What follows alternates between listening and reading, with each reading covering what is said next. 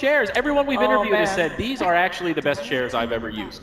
Yeah, rehearsal day, we were kind of walking around in the group stage place and sitting on the chairs in the stage, and they were so comfortable. We were like bringing in people that were walking by, like, oh, you gotta sit on these chairs. They're so great. Yep. And that's only half the list. We've got Miso Zhu, OP Skins, New Space, CIPC, and Gaming Cafe in Montreal. So many sponsors here to support Canada's biggest Dota 2 LAN in history. That's good stuff to see, Trent. Gaming Cafe. Gaming nice. Cafe. We got LAN cafes. Apparently so. That's why you got to tell them. Yeah, you got to get the word out, right? All right, folks, we've got the Game 1 draft ready to rock and roll. Let's hop into it and see what these teams are working on.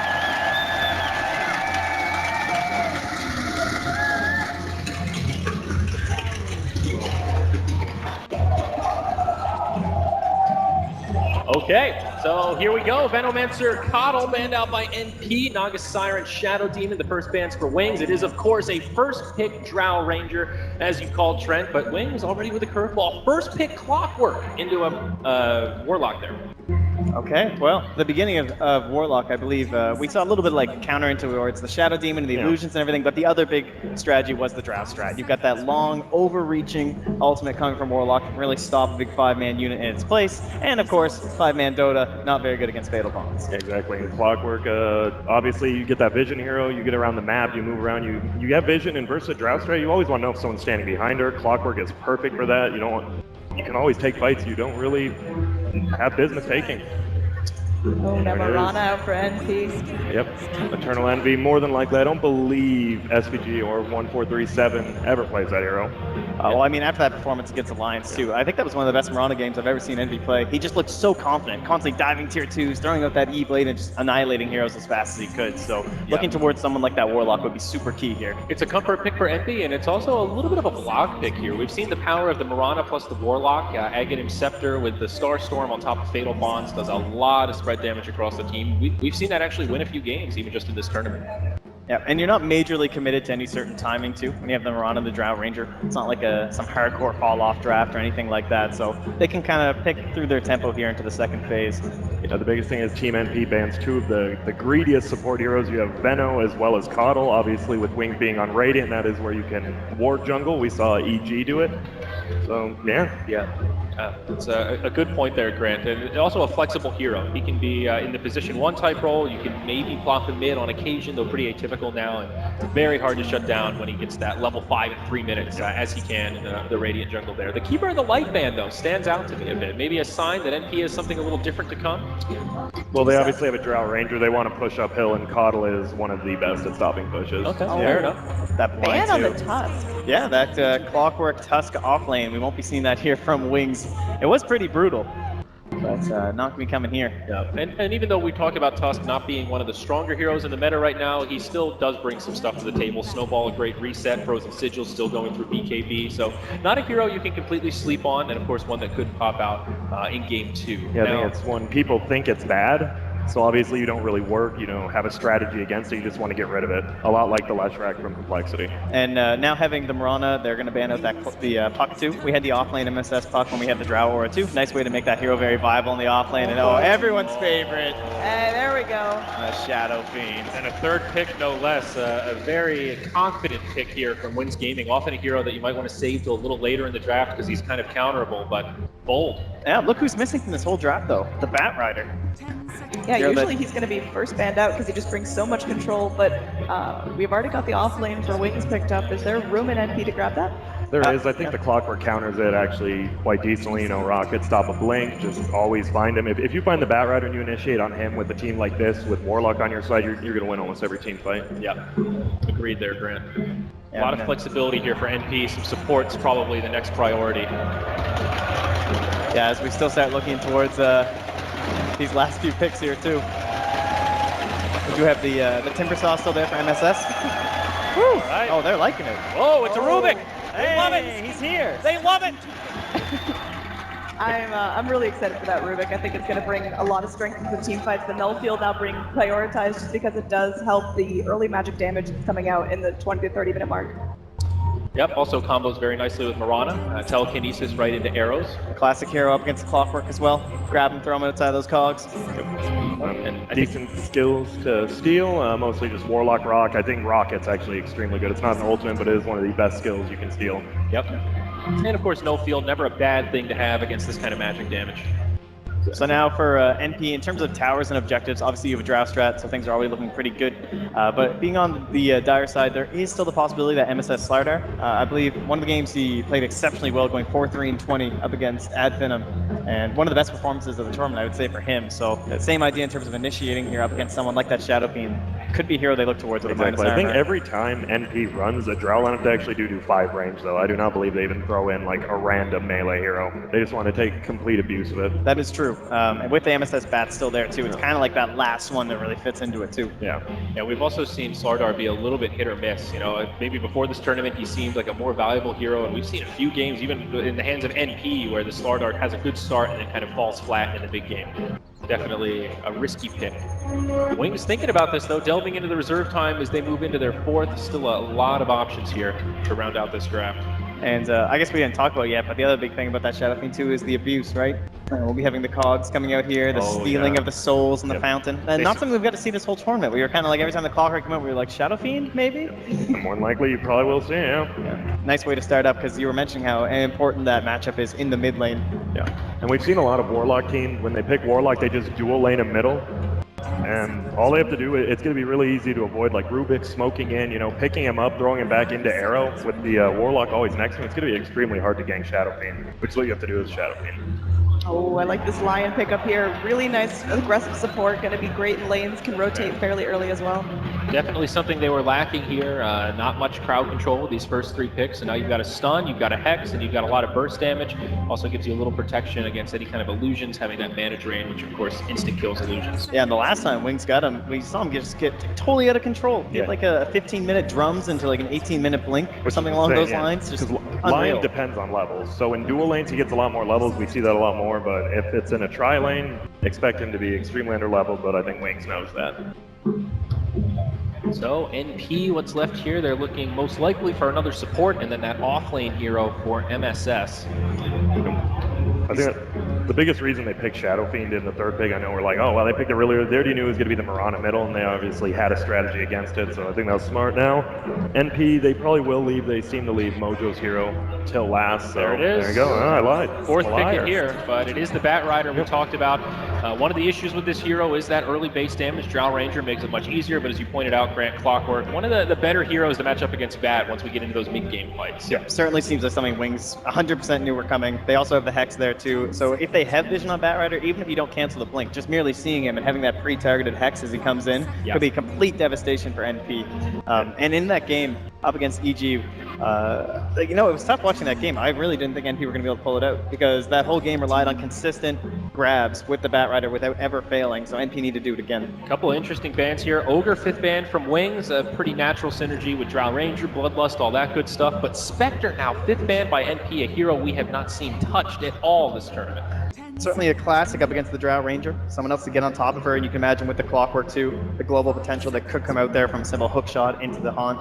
Yeah, it's simple. It creates chaos in a fight. When you cast the ultimate, you're right on top of Drow. She can't really do anything at that point. It's a really good ban. Yeah, the easiest way to get behind that sentry turret Drow is just, you need gap close, you need ways to get in, and Clockwork might not be enough. If he goes and gets focused down early in these fights, you need some other way to get on top of her. Very true. Final pick now for NP. It will be a support unless they throw a real curveball here, and it's a roaming Mirana. Yeah, more than likely going to be that SVG hero. We talked about them leaving it for the last, and it will be that big Treant Protector. Once again, big 0-0-16 in that game. The perfect support score for SVG.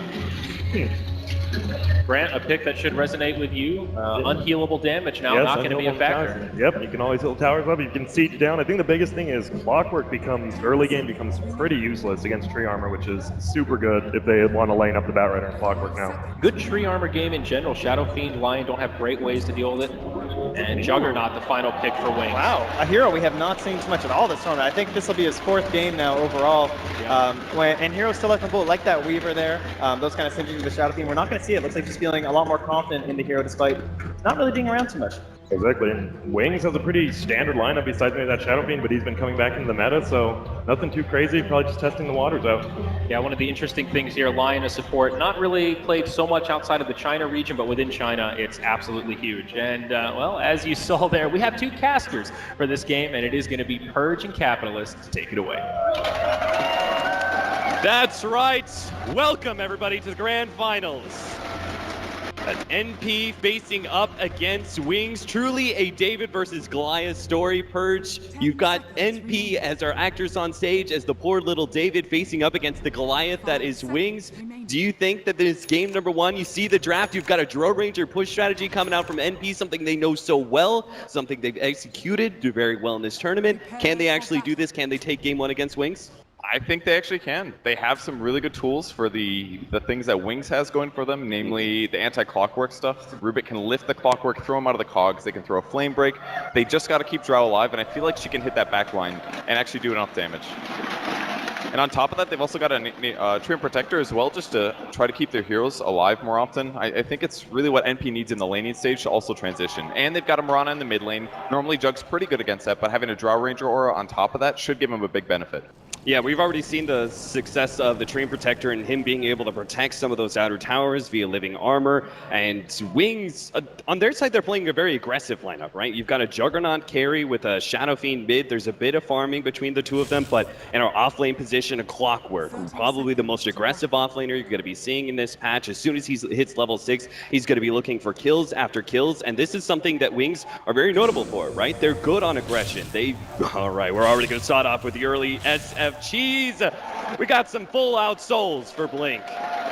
15 bonus souls gives him 30 damage to start the game. That is a huge beginning, and Drow Ranger aura doesn't look so hot anymore, does it? No, it really doesn't. Our poor Murata is going to have a very hard time CSing against this SF, and this is already just the start for Wings, right? They're going to be able to give SF a good laning phase thanks to the early souls that he's got, and then you're going to have this Clockwork coming in relatively early to give SF even more space.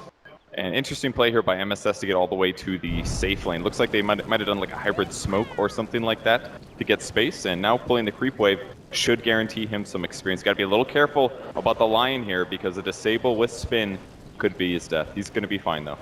Ice trying to block it off as best as possible. MSS will be able to pull the creep wave successfully all the way back, it seems. The support's unable to do anything here, but NP already going for the early gank. They know Blink has those extra souls. They're trying to get the... Oh no, the failed telekinesis arrow! But it looks like they still got undead. NP, they'll take first blood and bring those souls back down to 8.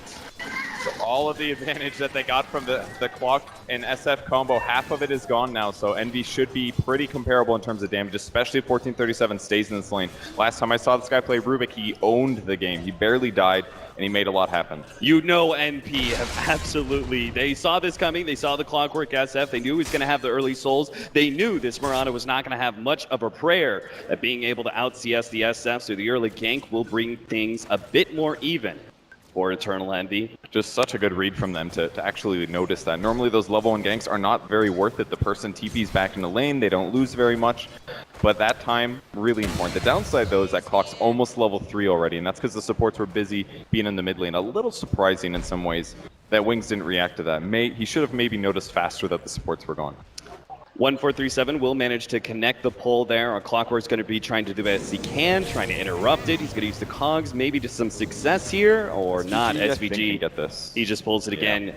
And so NP start getting that tight grip on the lane. They gave Faith Beyond, as you said, a little bit of space to work, but they're going to shut that down as soon as possible as they return back to lane. Meanwhile, MSS, he's trying to be a bit of a harassive force here as our off-lane Bat Rider, not choosing to go into the jungle just yet. With just boots, he's trying to make the lane work, and he's doing all right for himself at level 2.5. Yeah, not doing nearly as well as the Clockwork, though, and I think that's the scary thing about what Wings has going for them. That's the hero that's going to counter-initiate when Bat Rider grabs people in the mid-game. So if Faith Beyond does too well here, this has got to be scary for NP.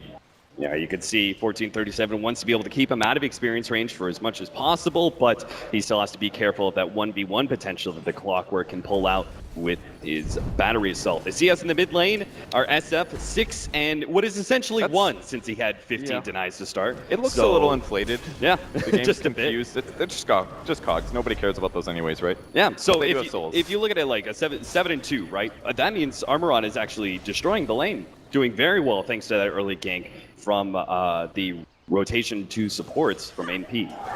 So Envy in a good spot, bottles up about 200 gold until he's got boots as well. Blink's still got to be careful too, because either support rotating could be dangerous, especially as Mirana hits more and more odd levels where Starstorm becomes more effective. Shadow Fiend is always very vulnerable in the lane. Here comes the wraparound. Faith Beyond is going to be caught here. Throws out the cogs, trying to get himself into the trees. He does have a mango to pop that and try and TP out. He's going to do it right in front of these 3 heroes. They're going to try and beat him down before the TP completes, but he's away to safety. Really nicely done there. They didn't want to have to lift that early. Oh, but MSS, he might have just found an opening. Managed to get over Ice Ice with a couple of sticky napalm stacks, and he gets him too. That TP, quarter of seconds away from being able to complete, but MSS will get the kill first. 2-0 now to NP in this game 1. it may be a sign of things to come though, because MP is a little bit weak on disables. They've got Rubik Lift, they've got Arrow, they've got Lasso and Tree Ulti, but those aren't always going to be there. So sometimes it will get you out free, but not that time. Too much damage from MSS, and a huge kill for him. That's going to guarantee him more levels. He's grabbing a bounty rune with that one, and possibly a back-to-base trip to grab Tranquils. Yeah, it absolutely means his choice, right, to stay in the off lane and battle up against those supports works out for him.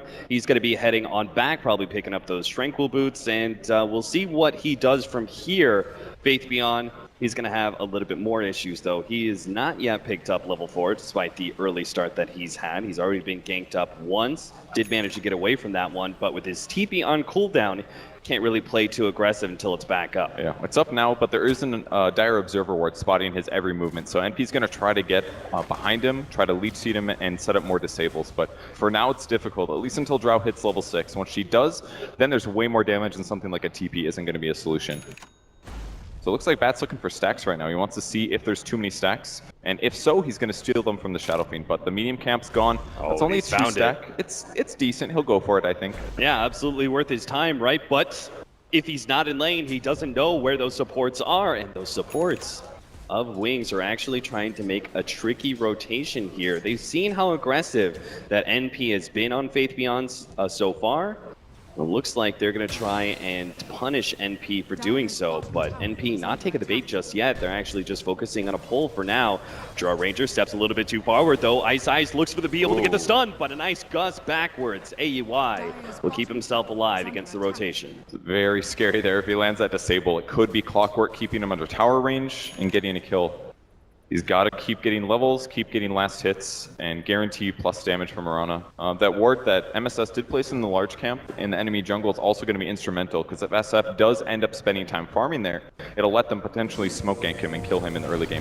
1437, going to be caught inside the cogs, has the telekinesis, but the gods, it pushes him down for the telekinesis, and that means Faith Beyond stays right where he was inside the cogs, plinking away with the battery assault, gets the kill. Finally getting Wings on the board. That's a huge mistake from NP. They actually killed the Rubik there with the gust, but the actual lift in the first place was so delayed that I think AUI got confused.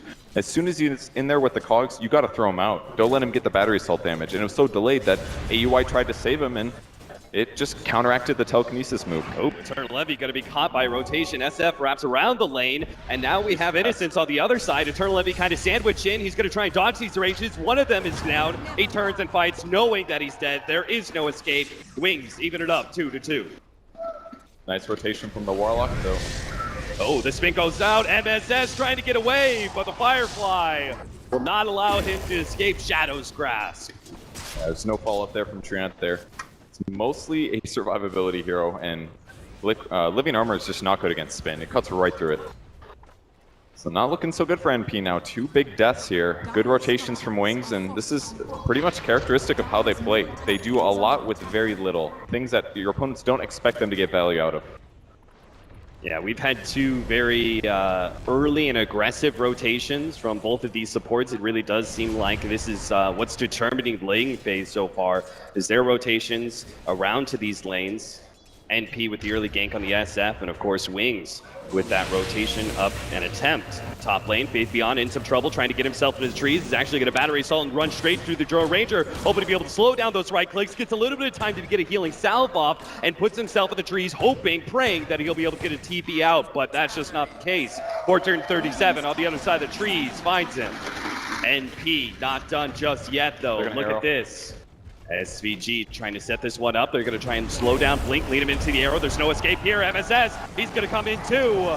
SF dies a second time in this game as NP back-to-back ganks, both the top and mid lane. Really good scout there by SVG, knowing that the SF's not in lane, therefore he's in the jungle. It's going to take 2 hits here on the courier. Well, there's one punch. MSS, can he get the other? No. Tries to meet it, but smooth flying out. And somebody paying really good attention there. Would have been a huge snipe, giving a lot of gold to, most importantly, Rubik and the Treant. Normally a little bit more gimped in terms of how much gold they have. But they're definitely using their hero's time very well, scouting out the SF gank there, and now just controlling the enemy jungle. Normally this doesn't even happen until the tier 1 tower is dead, but they did this earlier. The Treant invis just sets up so much with Batrider. Faith Beyond gets another kill on the Rubik. Meanwhile, we're going to follow MSS as he's been given the early nature's guise by SVG's Treant Protector, and he's sitting invis behind this push of Wings. They've got both their supports as well as Shadow. Shadow very farm, top net worth of the game so far, and he has his Omni Slash ready to go, but when Instant separates himself from the two of them, he becomes potentially easy pickings for the Batrider. Does what damage he can, but the healing ward is now coming in. As long as reinforcements are here, MSS can't go for this kill, and Innocence will stay alive. MSS caught by a small stun. They do have the Omni Slash. They're going to go for it. Open cliff into the trees, and they've got him. Wings punish the offlaner for his attempts at a kill on the supports. NP, though, they're still going to try and line this one up. All of a sudden, with the invis pop out and the arrow, they're going to still try and kill MSN, so they got him dead right. But now Shadow is right in the middle of 2 heroes with the spin. He's going to focus on 1437 right now, but he doesn't do enough damage. Faith Beyond's here with the battery assault. He's got level 6 as well. A Mango is ready to go for the hook shot. If NP tries to leap away from this one, if Faith Beyond can follow, he's got the hook shot. He leans in, but he's got the damage with the raise as well. They get the kill over the top. Now Faith Beyond riding on the retreat. Blink though, he pops the ultimate, and NP caught by surprise by that one. The nuke damage is going to bring MSS low with the extra bit of spin damage, not quite enough. MSS gets over the cliff, and with some sweet flying there on the Firefly, he will manage to get himself away from that danger zone. 6-6 now as both teams walk away licking their wounds. 10 minutes in. It's been a very action-packed game so far, Kevin. Looking a little iffy for both teams. NP almost losing 4 heroes there, but only 2 dropping on the benefit for them. In the meantime, Drow's just been pushing top, getting a tower, pushing creeps, and not being contested. So this is fairly good for NP, I'd say, as long as they don't lose too badly in any of these engagements. 1 nuke, 2 nuke, make it a 3rd, or maybe some right clicks. Oh, he tries to go for that close range one, but NP's able to leap away in time. Very scary. Nice rune to have in that kind of situation. Definitely wouldn't say no to a regen right after a gank, that's for sure. Again, they're rotating into safe lane. They'd love to kill this Juggernaut. It's difficult, though. If healing ward comes down, counteracts any kind of damage they're looking for. And it looks like NP will rotate to the safe lane to pressure it now. Drow's in the area. Dragonlance with treads, it looks like. So very good damage. And they did a little bit of this yesterday, actually. Just sieging the tier 1 towers just with the Dragonlance range means that it's very difficult for Wings to defend it. They don't have the resources. They're not ready to take the team fights. The Warlock's not 6. The Lion's not 6. And until then, Wings is severely lacking damage.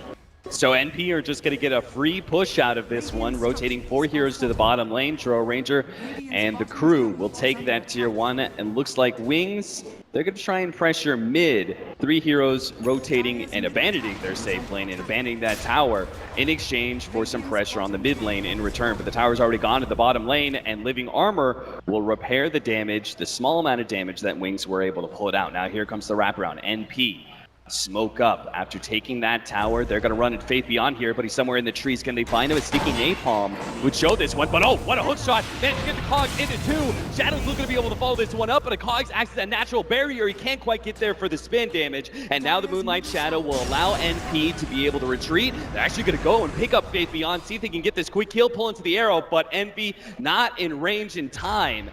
He still has the leap out, can get himself away from Wings as they're just trying to run at NP and get what the kills they can. Oh, nice turnaround silence. That's a beauty. Maybe they can actually take down Shadow, but Shadow has enough HP. Looks for the Omni Slash, doesn't throw it out just yet. Blink goes to that ultimate, and NP have a little bit of loss of damage. They're going to try and blow up NP, and they've got him dead, but Blink, he's going to lose his life in return. Pecker down by AY. He looks for the next one. That's Ice Ice.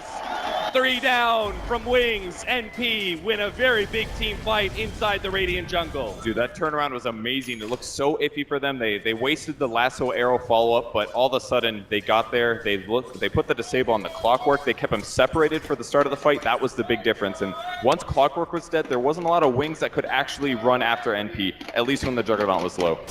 And again, still having the chaotic offering available to them, the Wings have not put use that big team fight ability. Maybe they can turn things around, but currently, as you can hear from the crowd, NP have taken an early lead in this best-of-3 series. Ice Ice going to TP to the bottom lane. They actually managed to get a dust out. MSS going to be the target of Omni Slash, and he's taken down rather quickly. Faith Beyond, he knows he can go for more. He's going to be gusted back. He's hoping to be able to catch one of these supports with the battery assault, but just can't quite close that distance. Meanwhile, NB will take the extra shots on the mid tier 1. So even though they are occasionally losing their heroes, they're getting massive advantages from these movements. They're pressuring towers. Wings is trying to trade to at least get some offset of the fact they're losing their better tower, and NP can just late TP one hero and then over time heal it back up with the Treant. That means that any offset that Wings normally gets in a typical game is not here because of what Treant accomplishes and how early they're taking towers. So an occasional pickoff like that is not going to hurt them too much. So in other words, if Wings want to be able to take one of these outer towers, they need to make a full commitment and take it down from 100 to nothing. Otherwise, that living armor will repair the damage, and that's what they're going to try and do right now. Shadow is even going to join them as he was farming up a bit in the jungle, but he will join Blink in right-clicking down this tower. NP not going to give it up without a fight. They've already popped the Moonlight Shadow. Wings have seen it. And they'll walk away, biding their time. At 1437, he's going to find his initiation onto Blink. They're going to bounce him black. Blink is the target, but at the same time, Faith Beyond has managed to jump for the Draw Ranger. He's going to be able to take him out with the battery assault. A carry for a carry, maybe living armor. No, he's good. AY making the distance. Shadow hoping to be able to get a little bit of more, but he can't quite get there. And now it's Kite City for NP. They're going to be able to run down Faith Beyond as well as Shadow. Just a little smooth footwork there from NP. Envy even picks up the extra kill in the back line. Innocent dies next to his own tier 1 tower. It seems nothing is safe for Wings as NP strike hard as soon as Wings try and go for that push in mid. It was a beautiful initiation, the lift to throw into the lasso, and then 1437 with the stolen spin got massive damage on the SF, even with the rock stun. 2 spins that fight, I dare say that he did the most damage all across there, but amazing team fight from NP. Again, winning a team fight this time and getting a tower. You can see the power of that Treant Protector as well. We talk about the tower repairing mechanism simply because it's so unique to the tree and the tree alone, but the fact that he was able to get the leech seed out on the Clockwork, getting the heal directly to the Drill Ranger, and also giving him a living armor is what saved him from what should have been just a clean kill for Faith Beyond, but the extra bit of sustain was enough. And once they have to overcommit to killing the Drow Ranger there, and finally he's safe under his tower, he applies slows to the Jug that guarantees he dies as well. He may have just survived there if it wasn't for the frost arrows. How many times in this tournament have we seen Wings down by a significant amount by 15 minutes? That's a pretty big gold amount. It's absolutely not insurmountable though. Wings does some amazing things to get back in games, crazy unpredictable movements, and really solid showings to make your opponent think that they're where they aren't. Wings, they have the opportunity.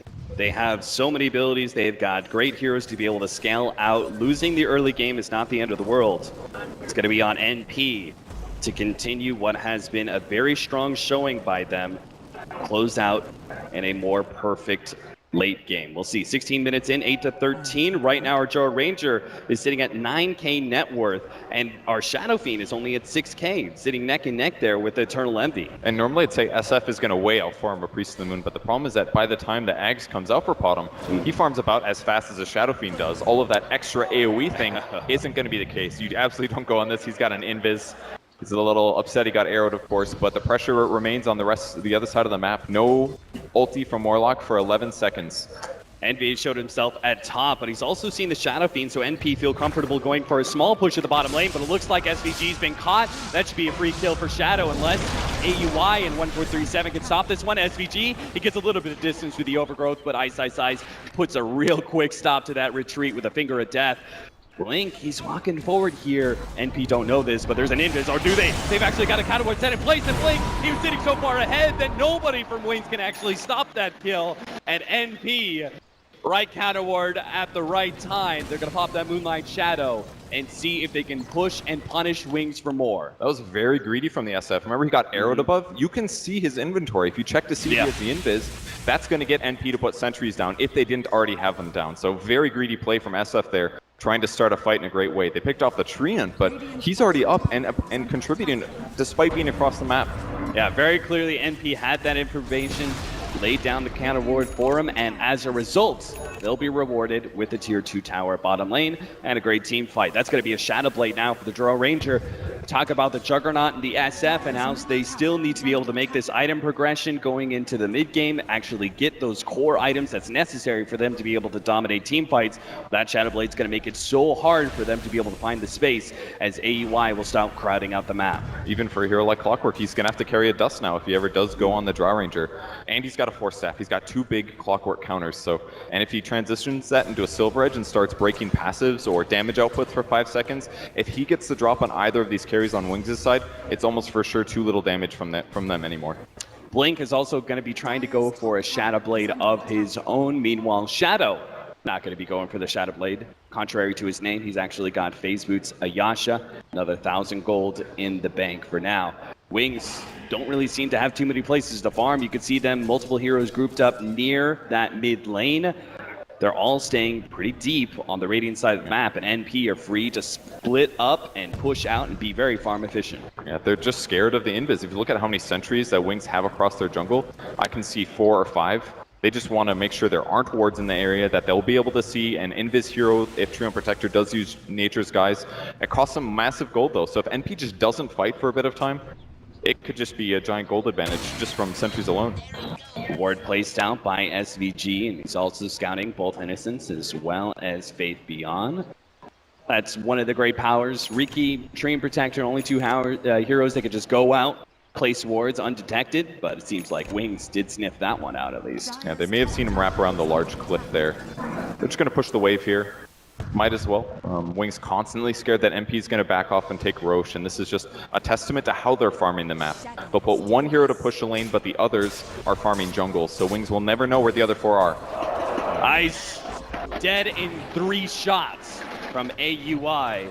Shadow will manage to make away as the arrow scouting one from Eternal Envy, hoping to be able to just get the lucky pick. Is not there. But still, the beginning of the Shadow Blade ganks has started for NP. Blink, though, has picked up his own Shadow Blade, so maybe he can still feel confident in pushing out. He can't afford to just play only a safe game, right? Wings do have to take certain risks given the net worth lead that NP has right now. How do you feel about that Shadow Blade on SF, though? I feel like if you're in a losing game and you're not a hero like Slark, there's a possibility NP just is winning, buys a gem, puts it on bat, and then Blink is always going to have trouble using that item. I think that absolutely could happen. NP could even just like 5-man take Roshan, and then there's no real good initiation from the SF either. There's plenty of problems with this Shadow Blade, but it seems Blink feels like it's his best way forward. All those towers, such high HP. The living armor is making sure there's no real push. They damaged the top one, though. That's pretty low.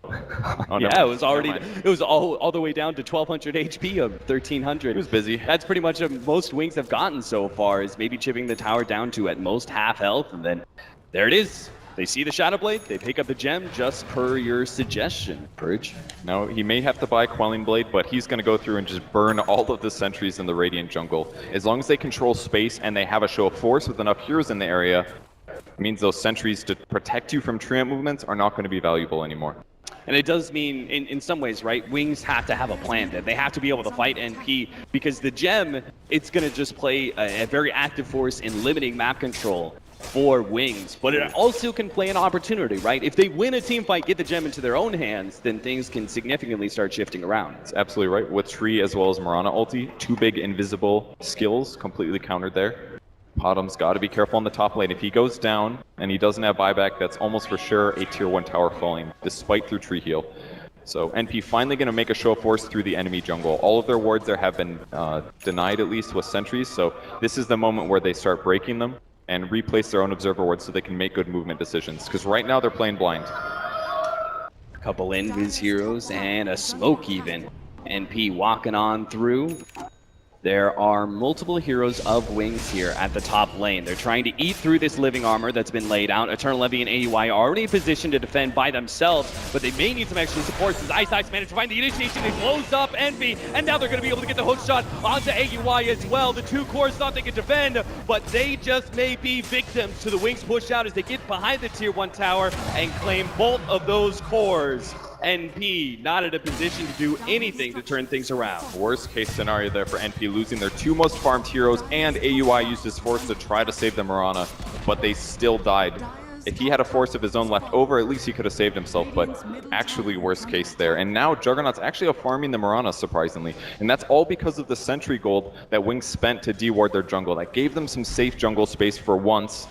And then NP thought that maybe there was only 2 Wings heroes top. Instead, it was the whole team, and they get a great fight.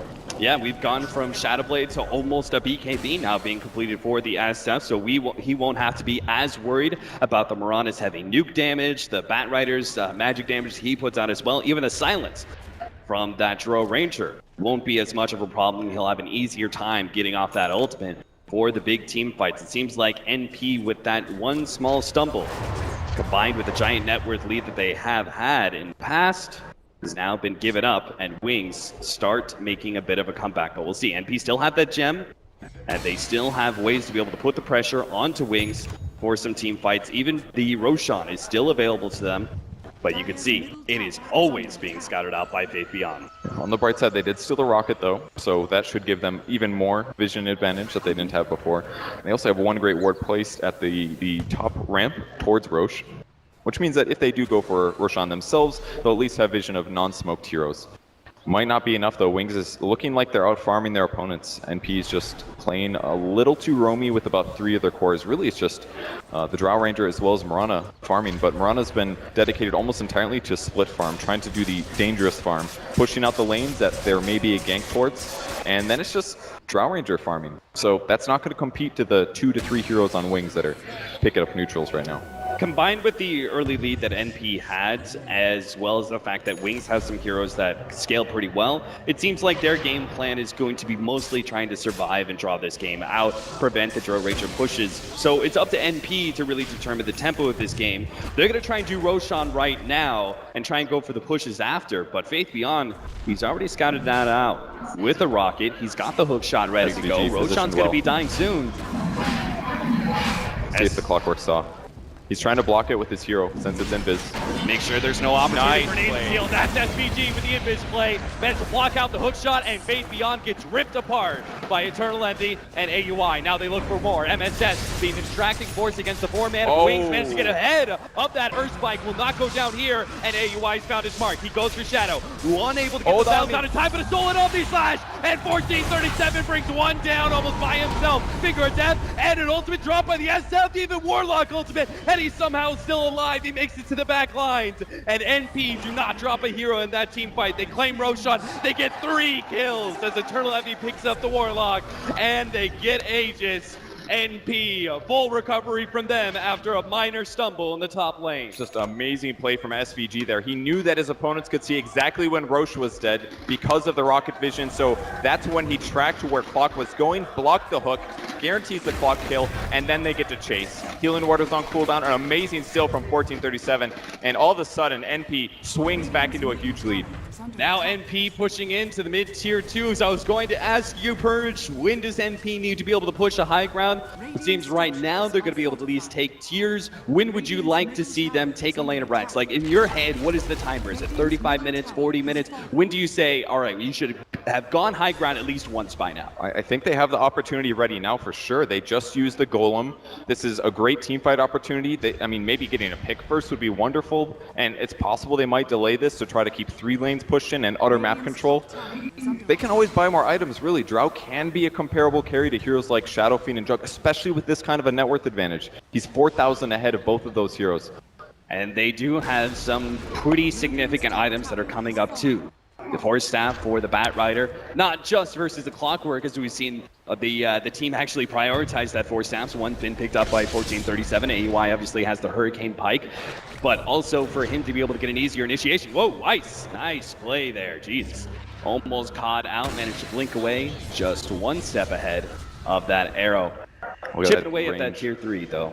The range advantage, he just sits on the low ground, pinging away, his allies on the high ground providing the vision, but they've overstayed their welcome just a little bit. They could continue forcing that, but at some point, you gotta play it safe. Omni Slash back off cooldown. Really unlucky there for Shadow. It jumped to the Mud Golems rather than killing the Bat Rider. Just everything went bad in that fight. Omni Slash is now back up. Not just for the Juggernaut, but for our Rubik as well. He's got a Force Staff and a Blink Dagger now, so he has a chance to get a great initiation. They don't have to rely on just MSS to be able to get the lasso in, pull back.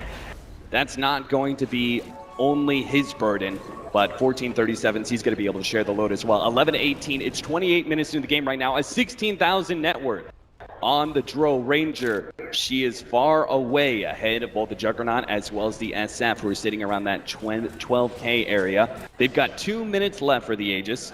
We'll see whether or not NP are going to go for that high ground push with this extra light that they have, or if Wings are going to catch them beforehand. A small fish here for Wings with their 3 heroes. E-Blade picked up on Drow Ranger, very uncommon purchase, but why let Mirana have all the glory with that, right? You can be the one that sets up the combo, and she has higher agility anyway, so the initial nuke should actually hit quite hard. Yeah, the Ethereal Blade is a great agility item. Most people think about it as just being able to burst down heroes like Morphling or Mirana, but it actually gives you a really good amount of agility. It's just a base item, and now he's got his own defensive ability against Omni Slash. So even if somehow the Juggernaut is able to get on top of AUI, he not only has the Hurricane Pike, but he also now has that Ethereal State he can apply to himself.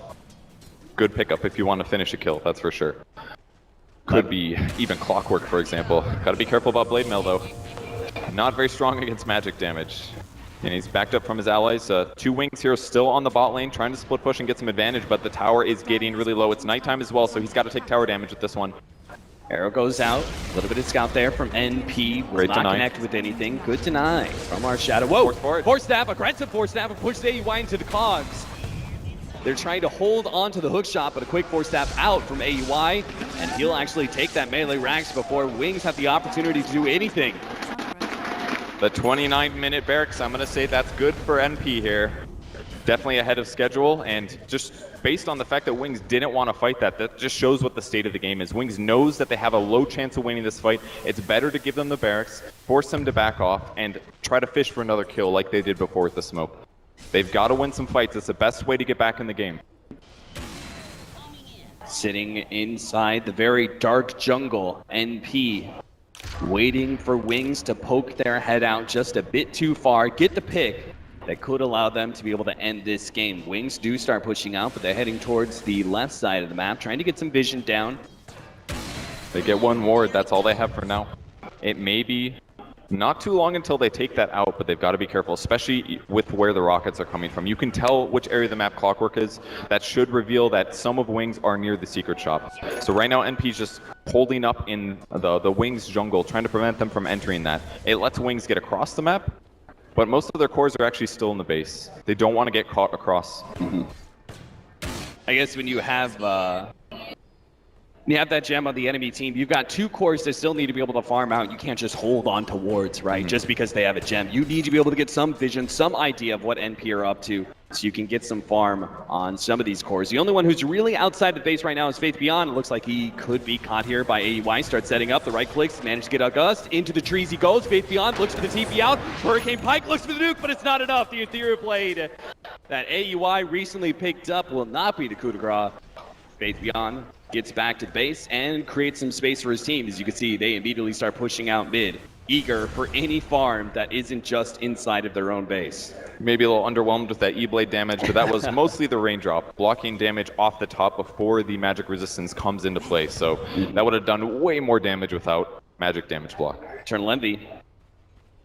Using the Moonlight Shadow, will run into Ice here, looks for the quick nuke. Oh, there it is. Buddy's already been caught by the Hex, and now Faith Beyond's here, but he's blown the hook shot. A leap away, gets Eternal Envy to safety. He's got the Blink Dagger back up, and he's thinking about pushing for more, seeing if maybe he can get an extra kill. The arrow goes out, he sees Innocence, he tries to kill the ward. Envy, that Blink Dagger's not gonna help him out anymore. 2 more seconds till the leap's up. It looks like he can just walk himself away, as the SF not hitting real hard, especially against living armor. Jug in a good spot though, he's gonna go for the Omni. 1437 gonna be slowed down to defuse the blade. He's gotta blink up in a second, someone's gotta get the damage. They can't do it. Rubik, away to safety. Now an arrow comes out. Ooh, almost skinning Shadow there. Ulti this. NP, they're feeling confident. They're kind of corralling in. They managed to get the overgrowth to start things off. BKB immediately a spin. They go straight for AUI, but Elastu's going to be able to stop the blink. He's not going to be able to go for that Drone Ranger. Drone Ranger caught by the Hex and is going to be blown up by the combination of Ice and Shadow. Meanwhile, the SF lifts off the ult, pushing back the rest of NP as they are unable to punish. Drone Ranger gets separated, isolated, and is forced to trade his life away for a Warlock. 1437 deep inside the base. Will manage to get his TP out. Pretty good engagement there for Wings. They do still lose the Golem though. The Drow kill, maybe a little unexpected, but landing a disable and then doing Omni Slash during that time period prevents him from using either of his saves, namely the E-Blade. So great move there by Wings, good reading of his inventory. And that's the kind of stuff they need. That was a good fight. They're still getting some net worth advantage here, especially with the Maelstrom here on Jug. The cheaper version of the Battle Fury, really, and very good as well at killing heroes like Treant Protector with his armor. Yeah, it's another instance, it's another proc of damage, right, against living armor, so one hit could take down 2 procs of living armor. Another amazing thing it does, it can just jump and disable blink daggers when people are expecting to initiate. That kind of unpredictability is something that the best players in the world do not expect, and it absolutely can change games. If only half of your team goes in, the other half gets disabled and expects to go in. Wings, after that pick off on the Drone Ranger, they're feeling a little bit more confident. Actually push past the river. You can see Shadow inside the Dire Jungle. Some of Wings push through mids. Even Faith Beyond is keeping that bottom lane from getting too close to their base. They are beginning to grind forward. But then again, so is NP. They're not actually too far behind in farm either. You can see still holding a 12,000 net worth lead despite that pickoff. There was no real big bump up in net worth for Wings just because NP holding so much territory to be able to farm. Yep, and Drow Ranger picking up the Ogre Club, most likely going to be a Black King bar. That way he doesn't have to worry about that disable problem in the future. Also makes him very competitive against SF when they both pop BKB.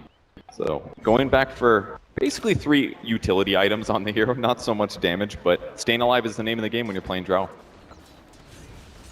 It's all going to be up to our next Roshan, right? That's going to be the next climax in action. We have NP who want to be able to grab the Aegis for themselves and give them a nice safe push into the high ground, or at least safer than the alternative. 1437, nice reactions.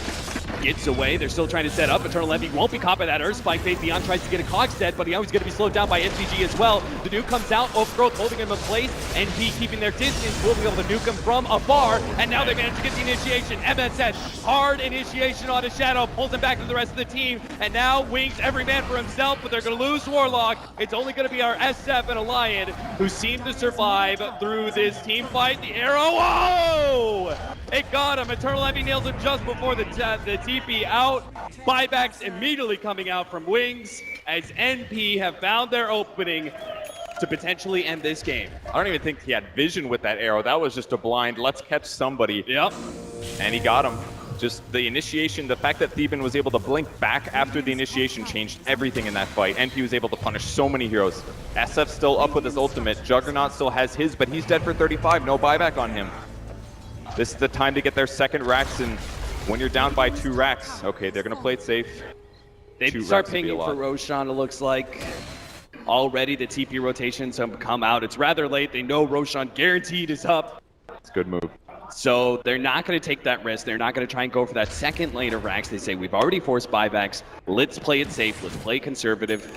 Let's just make our lead even bigger. Yep. For 4 more seconds, Juggernaut is dead, and then he can teleport. So he's going to have to start his teleport at the same time NP begins killing Roche. There's no way he's going to make it in time. You saw in that last fight, once the last hook came on Jug, he died real fast despite being magic immune. The physical damage from Drow Aura is really paying off here. Yeah, this Mirana is turning into quite the physical and magical damage menace, right? With that Aghanim Scepter and the double nuke that comes out, but then he's also got a decent amount of stats and the Drow Ranger Aura to give him even more physical damage. He's actually hitting, look at that, 275 damage a hit, and he's got the Ethereal Blade nuke damage with Starstorm. What do you advocate for his build next? Normally, they just max Dagon just to combo with the E-Blade, but I kind of feel like he could go for a physical damage build, something like Manta Butterfly, and completely justify it this game. Do you think that would give him a little bit more prolonged, sustained damage if this game went late? Like if Absolutely. they didn't manage to close That's it out the big for 10 benefit. minutes? Mm-hmm. Yeah, you got to worry about beating the SF in a right-click war late game, and if they just go nukes and they do a combo and they pop their BKBs early, if it's always Wings initiating, NP's going to lose a lot of those fights. So I'm worried if they just go all in on this magic damage thing. Well, we'll see what our Mirana is going to do. He, of course, picked up the Boots of Travel for now and is holding on to buyback, but we'll see what the next big item outside of that utility is going to be. Meanwhile, our Drow Ranger is stacked to the gills. BKB, Silver Edge, Hurricane Pike, an Ethereal Blade, and now an Aegis taking up that last slot. It's 38 minutes, 12-24, and that kill score very much does reflect the state of this game. NP have a very big lead.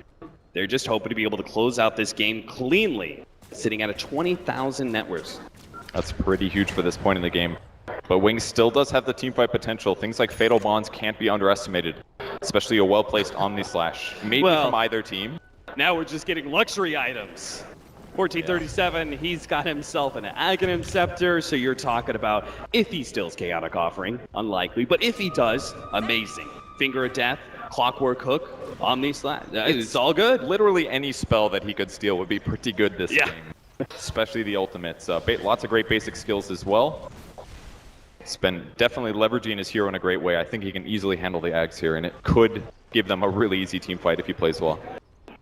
Well, here it comes, NP. With what seems to be an unstoppable push. AUI is going to be leading the front lines, but the SF's right on top of him. He's going to let loose that ultimate, but they already get the Hurricane Pike away. AUI, he survives, doesn't take hardly any damage whatsoever, and before the push has ever even really started, they already know one ultimate is down for Wings. They're at even more of a disadvantage than they were before. It was a really good try, but very dangerous. They had no sentries placed up to cover AUI from an invis hero. The good attempt could have burst down the Aegis instantly. Oh, he gets it. Don't tell me. That's X. He's got a Blink Dagger, a Force Staff, and he has the opportunity to dish out some serious damage at the Requiem of the Souls. That's also going to heal him if he's able to channel it out. It's an amazing ability. Lowers movement speed, lowers damage output. He just has to get that off in the team fight, and I think NP is going to be able to win it. We'll see if that team fight ever occurs. Wings, they need to find their initiation now. They start going at AUI. They Force Staff him in deeper inside the base, but he gets there. Staff, he gets out. Now the arrow onto the SF, and he's in some serious trouble. Already down to half HP and ticking down as the damage from Flame Break brings him a bit lower. AUI, the rest of his boys, though, pretty happy with the way that engagement went. They back up and will start healing AUI. They don't want to give up this Aegis for free just yet. They haven't used any big-time ultimates. They haven't even blown their BKBs yet, so they've still got everything to be able to win this next push. Wings is playing so carefully here. They don't want to even use the BKB on Blink until maybe even he buys back here. There's the combo going through. Again, the Ethereal Blade, the big nuke damage comes out, and he holds onto that BKB. Now the initiation, but a quick Manta. And Shadow able to dodge that one. They're going to immediately turn and try and go for Eternal Envy. He's so close, he puts the BKB, but he still goes down. Now Wings can push forward and look for more. He's got no jump. He managed to get AUI inside. Hurricane Pike managed to get out. They get the Rubik instead. AUI's getting away. Wings chasing for more. They want to be able to pick up so much, but they only have so much catch in this world. Wings will pick up 2 kills and hold their base against NP. 2 BKB charges used as well off the NP squad. That Lion Stun changed everything, catching both Drow Ranger and just at the end, the Rubik as well when he was trying to channel his ultimate. And the Chaotic Offering follow-up meant that they had to retreat to high ground. And again, they would have turned if he got his Requiem off, but twice in a row got interrupted, and finally he died. Gem now picked up for Wings. They're holding things. The mid-Rax is gone, and the other 2 are vulnerable, but if they just keep winning fights or little engagements like this, at some point they will win the game. We are seeing some very worthy tier 1 performances out of our supports, both 1437 on the Rubik and that Blink Dagger for Staff, as well as Ice on the Lion, have had quite the impact in this game so far. But in the Battle of the Cores, it's NP currently head. Again, the net worth still to their favor by a significant amount. The cores of Wings are slightly catching up, but it's our supports that are going to have to do a whole lot more with a whole lot less, as they're sitting way bottom of the net worth chart. The Warlock's especially poor, but luckily for him, it's a hero that's fairly item independent. Levels are a really big deal, and they're going to provide a lot if he can get a good Fate's Edict down or even a great upheaval. So, AY looking for that early kill or not? I think he's just messing around. He can't do anything once he E-blades him, so... Yeah, if Trying to Ethereal blades scare him. up Clockwork and then kind of looks at him funny. Yeah. There's not much you could do. Forces towards him, E-blades him, then pushes him away. That's just style, man. Trying to get in their heads. It's the best way to taunt, I think. It's a good way to feed sometimes, too, though. You got to be careful with those moves. Absolutely. Wings, they will take advantage of any mistakes that you make in this game. NP have already made a couple of small ones that have delayed out this game. NP, though, still in full control. Smoke up. Maybe Moonlight Shadow. Maybe they're going to go straight through into this mid lane, but there's already a Sentry Ward there. They actually place a ward, but that's going to be countered out real quickly by Wings. They've even got a gem on their Lion if necessary. No one's taking the bait for the ward, though. MSS, you could see him with the smoke still, sitting there on the side of the cliff, waiting for his blink initiation onto whoever went for that ward, but Wings sit very, very safe near their tier 4 towers and await NP in the next push. Great ward position. They knew what the trick would be when NP approached it, and it's a smoke plus invis to go high ground. Both their heroes positioned with the sentries as well that would have been spotted. So NP loses another opportunity. Every time they use a smoke, it's getting a little scarier here. It's going to rely on them to just do typical initiations, and against a gem that their opponents have, that's not always going to work.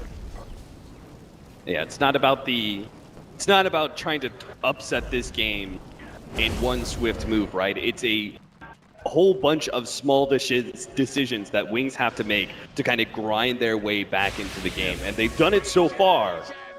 But it would be quite the shame for Wings if they did all this throughout the game for 45 minutes, but still ended up crumbling to that NP 5-man push. NP, AY, again, they seem to have such good awareness. Part of it is the aggressive wards that they have laid down, but they have read so many of Wings' rotations and stayed one step ahead of them. Yep. Really good time to back up for the Drow Ranger, anticipating the movement.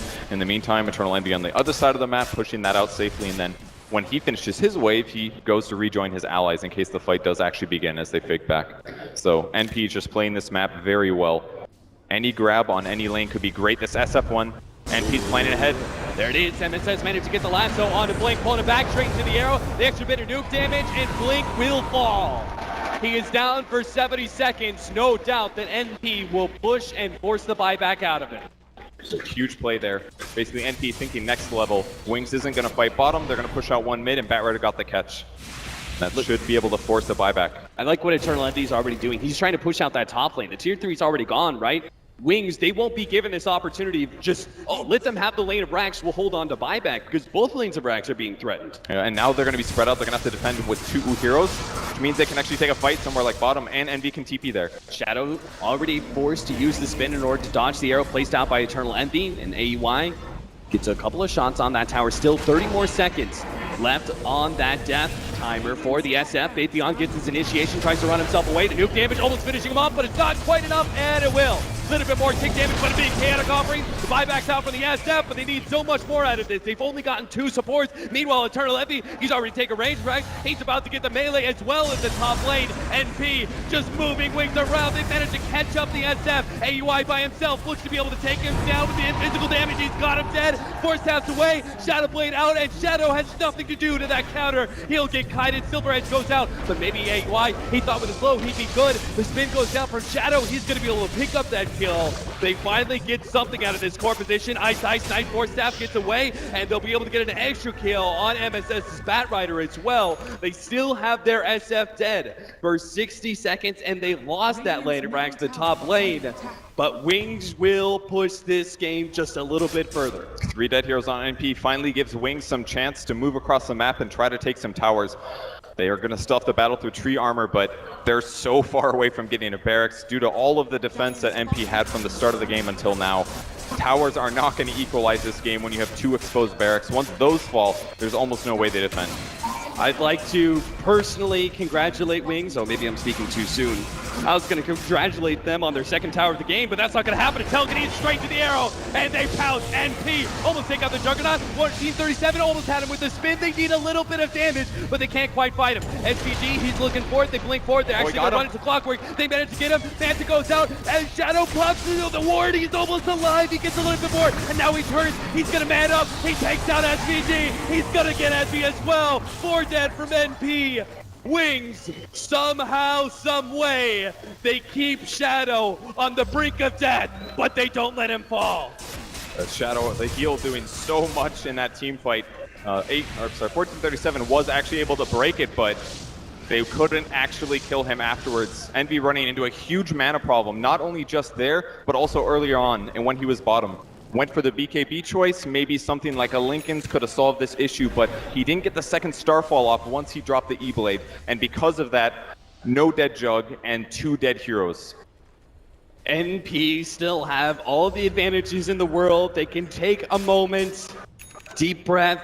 They've still got plenty of objectives they can easily take. Roshan is going to be the next big one, and I'm not sure if Wings can actually contest that. That may just be an Aegis and Cheese that NP will be able to pick up for free. Wings have done a lot to be able to prolong the state of this game, but I'm not sure if they can do that much. We can see Wings already beginning to push out. Faith Beyond's going to try and get some vision over that Roshan pit as much as possible. Maybe he can actually catch 1437. Blind hook, but off the mark. 1437 will not be caught by that one. He'd love to steal the skill if he can get it, but they're resorting to sentries. They don't have gems anymore, unfortunately.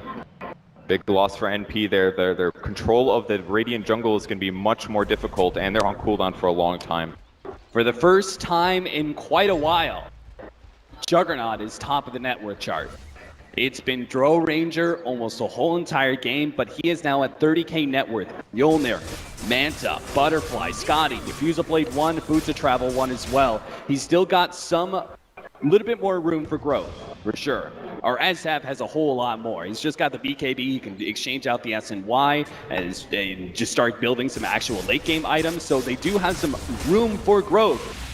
But this is one of the tougher parts of the game where Wings start feeling comfortable pushing out, but it's also because they have to. They're one lane of rags from going up against Megas, and even any sneaky maneuver from NP no TPs could take it so quickly, and we're seeing that right now. No TPs whatsoever, not enough anyway, potentially to be able to stop this push in. They've already managed to catch Shadow, but they can't output the damage fast enough, it seems. That Butterfly going to work. Shadow will survive through the lasso, and NP on the retreat now, but they might just be caught on the other side. Look to the right, it's Faith Beyond, here he is, he's shown up, he's caught SVG. Inside the cogs, they have the vision. Battery Assault will stop that TP out from SVG. They get one.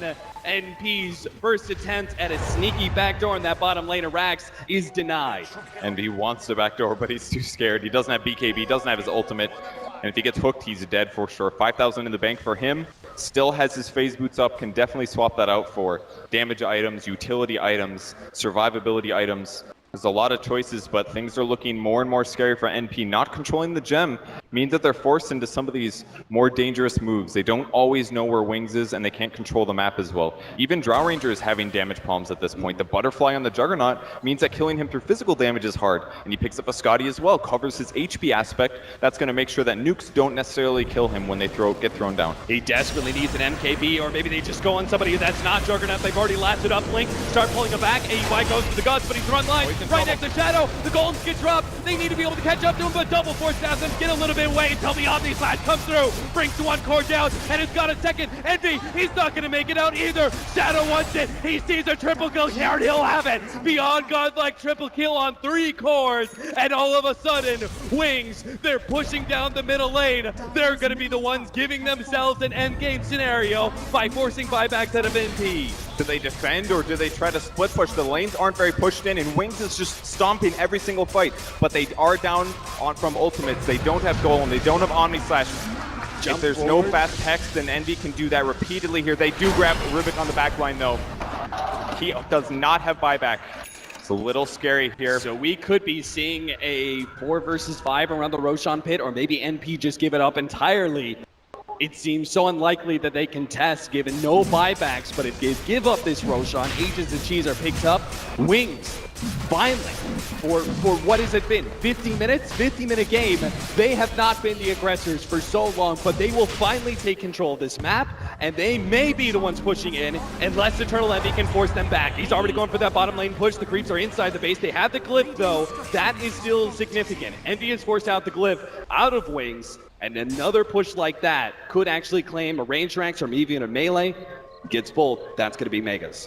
I really would have liked to see Envy drop and destroy his phase boots and grab that gem that was on the ground. They don't have one as a team, and it's a long time until they get one, but I don't even think he saw it, or he's got to worry about a 6 item, of course, and they are having massive damage problems against the Jug. He's somehow eclipsing the Dire team now with his farm. He has 10,000 net worth lead over the Drow Ranger.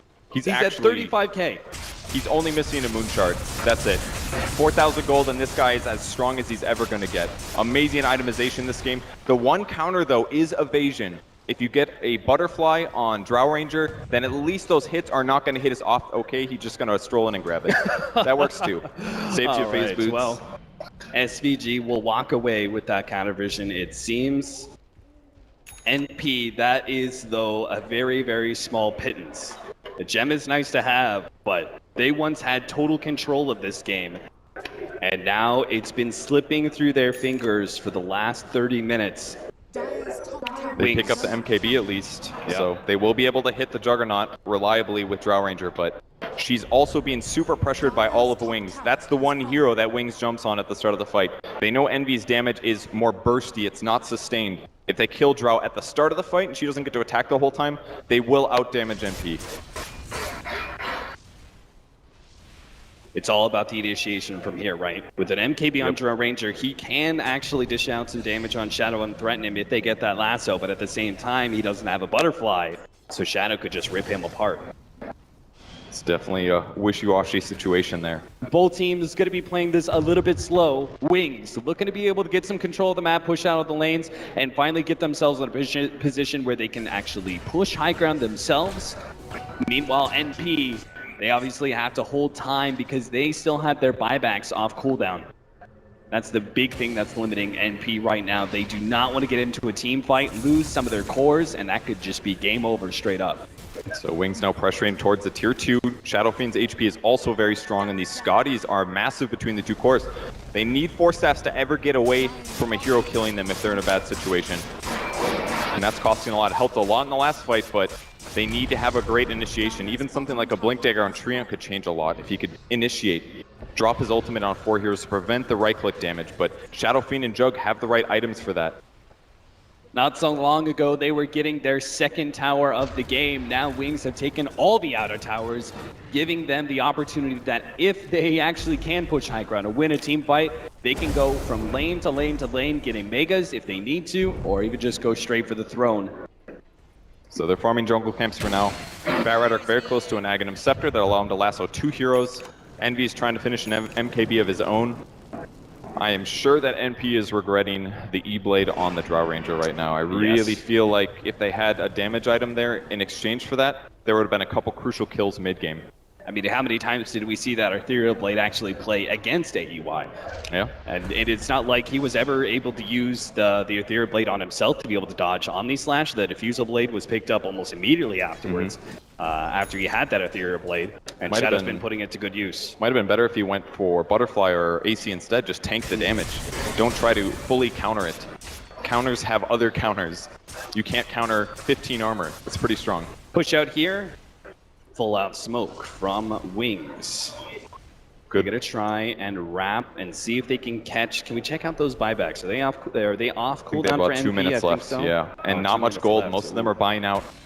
MKB's Envy bought a Demon Edge. If they lose this fight on their cores, this could be the end of the game, and it could be Wings taking game 1. Yeah, I think Wings, they know the timing. They know this is their time to strike. They didn't manage to get the smoke. They couldn't find an initiation, but now they could just go high ground and force the fight there.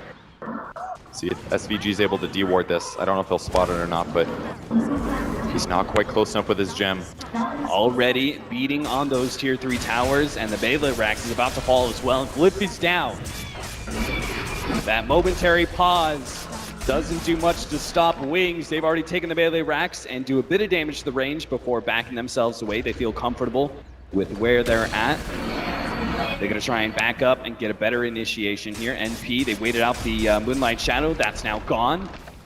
And Wings continue their assault on the base. Now the initiation comes out. Faith Beyond pushes back, 1437. MSS has managed to caught Shadow, though, and that's the big kill. He buys back, and he's immediately going to go in. He's going straight to Blink. He's actually going to try and finish this game right here, right now. They go for the tier 3 at the bottom lane. But Blink, he's going to back up and go for 1337, who's managed to get caught by the hook. He will go down again. He has buyback as well. We can still see another full 5-on-5. But if Shadow dies again, Wings may still end up losing this game that they fought so hard to bring back into their hands. Second tier 3 is gone. The melee racks just disappears. Arrows comes out, nails Faith Beyond. AUI makes the initiation, he pops the Warlock, and the Clockwork's still sitting there stunned. Overthrow goes down, Shadow has already blown his magic immunity as he pushes forward.